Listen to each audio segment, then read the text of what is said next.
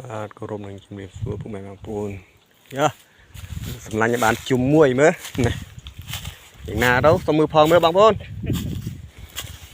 វាជុំស្អាតជុំដើមទៀតណាបងប្អូនទៅណាទៅទេទៅហើយបងប្អូនណាចេះវ៉ាវបានណាបងប្អូនអើយនោះអត់មែនទេអូ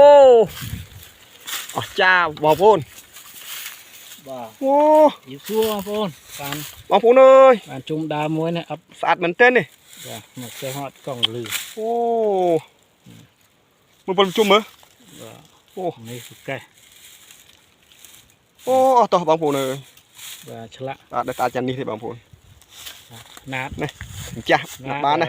នាគក៏បានពោះក៏បានបាទបាទអូយនេះរួយណាព្រឹកថ្ងៃត្រង់ណាបាទ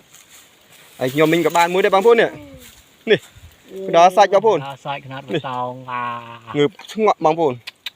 នេះស្អាតហើយសាក់នេះមកណាតងតៃសាក់រឹងមើងដើមនេះទុកធ្វើខ្សែកក៏